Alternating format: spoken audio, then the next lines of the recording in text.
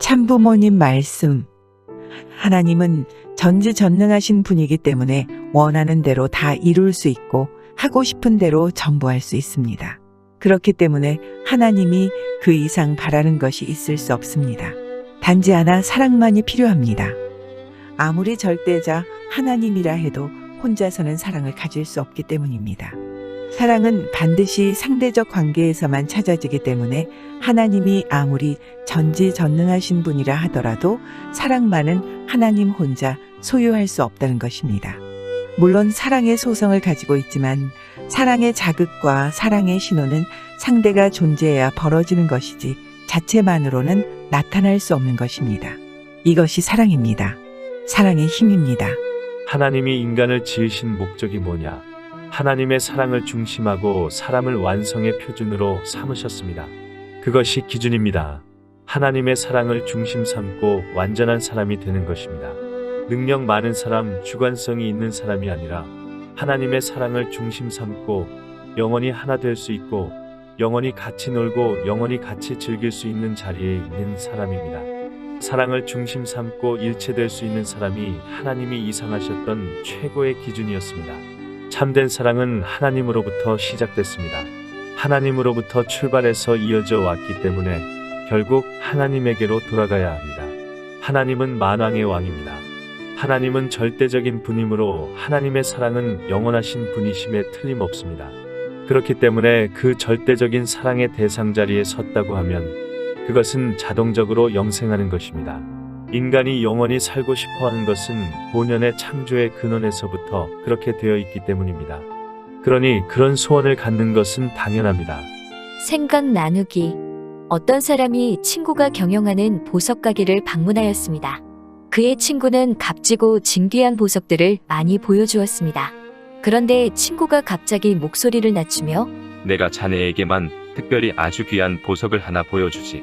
하며 진열대의 구석에서 작은 보석 상자를 꺼내어 뚜껑을 열었습니다. 큰 기대와는 달리 상자에서 나온 보석은 빛나지도 않고 투명하지도 않았습니다.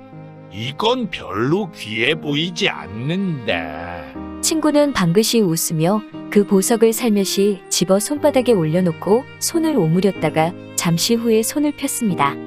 손바닥의 보석은 찬란한 무지갯빛을 발하고 있었습니다.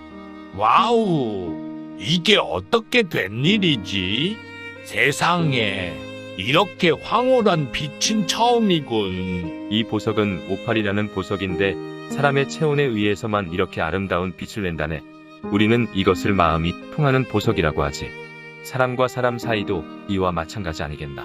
서로 손을 잡으면 마음이 통하고 그 마음이 통하면 그 무엇과도 비교할 수 없는 아름다운 세상이 되는 것이라네. 예화 속 오팔이라는 보석처럼 혼자서는 빛날 수 없지만 사랑하는 관계 속에서 빛이 나고 따뜻한 사랑이 참사랑입니다. 그리고 함께하는 참사랑 속에서 무한한 행복을 느낄 수 있습니다. 역시 사랑은 상대가 있어야 관계를 맺고 작용하고 번식하고 확장합니다.